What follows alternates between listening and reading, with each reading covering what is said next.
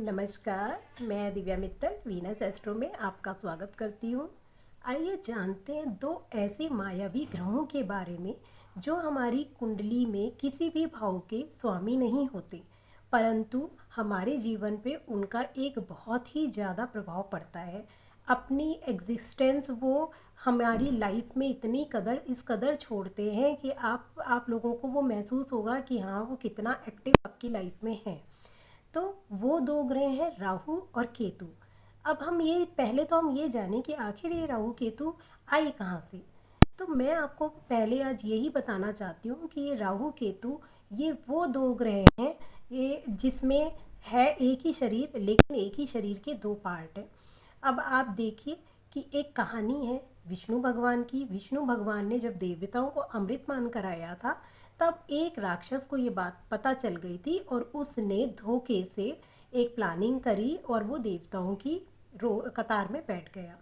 अब अमृतपान उसको भी मिल गया तो वो अमर हो गया, लेकिन जब विष्णु भगवान को पता चला तो उन्होंने उसका धड़ काट दिया था। धड़ जब अब उसका जो धड़ कटा तो वो राहु और केतु दो भागों में उसको बोला गया कि धड़ जो है वो केतु है और जो उसका सिर है वो राहु है। इसलिए कहते हैं राहु जो सिर, जब आप आंखें और आपका दिमाग ब्रेन वगैरह सब काम कर रहे हैं तो दैट मीन्स उस इंसान में सोचने समझने की क्षमता बहुत ज़्यादा होगी। अब राहु तो इस तरीके से कह सकते हैं कि एक शातिर इंसान जिसमें दिमाग ज़रूरत से ज़्यादा है, जो बहुत सारी नई नई प्लानिंग्स कर सकता है, जो लाइफ में सडन गेन्स ले सकता है, वो सब राहु की वजह से होता है।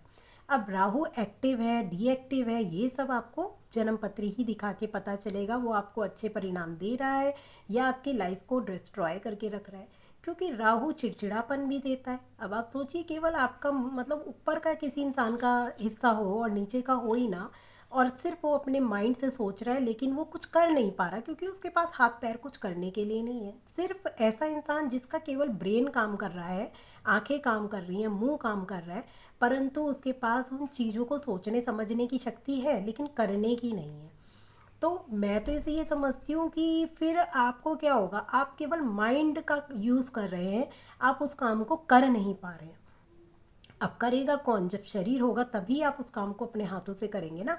तो ऐसा इंसान फिर चिड़चिड़ा स्वभाव होता है कि मेरे पास इनोवेटिव आइडियाज़ हैं लेकिन मैं उनका आगे उसको कर नहीं पा रहा हूँ खुद से। तो ऐसे इंसान फिर दूसरों से उस काम को कराते हैं। अगर राहु आपका बहुत अच्छे तरीके से एक्टिव है तो आप अपनी मतलब अपने ब्रेन से सोच के आप बहुत लोगों से उस चीज़ को करा सकते हैं। या आपने कोई आविष्कार सोचा और लेकिन उसका एग्जीक्यूशन जो हो रहा है वो दूसरों के हाथों हो रहा है, पर नाम तो आप ही का होगा क्योंकि वो राहु करा रहा है।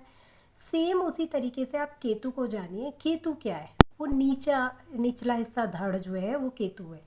अब जिस इंसान के पास आंखें ना हो, ब्रेन ना हो, सोचने समझने की शक्ति ना हो, तो भगवान ने ऐसे इंसान को भी एक स्पिरिचुअल पावर दी है। अब आप समझ गए होंगे कि वो पावर क्या हो सकती है। एक अंधे व्यक्ति में भी ऐसा नहीं है कि वो अपनी लाइफ नहीं जी रहा है या उसके पास कोई पावर नहीं है या वो कुछ देख नहीं पाएगा। भगवान ने उसे मन की आंखें दी हैं। अब आप सोच सकते हैं कि राहु से अच्छा तो ये केतु है जो मोक्ष का कारक भी बनता है। ये केतु देवी है क्योंकि स्पिरिचुअल पावर उनमें इतनी बढ़ जाती है या उनकी इंट्यूशन पावर इतनी बढ़ जाती है। जब आपके पास आंखें ही नहीं है सोचने के लिए तो आपकी कहते हैं ना मन की आंखों से देखो, क्योंकि उससे पवित्र कुछ नहीं होता। जब केतु आपका दिल है, आपका मन है, आप ऐसी ऐसी चीज़ें एजम्पशंस करते हैं जो नॉर्मल इंसान नहीं कर पाता।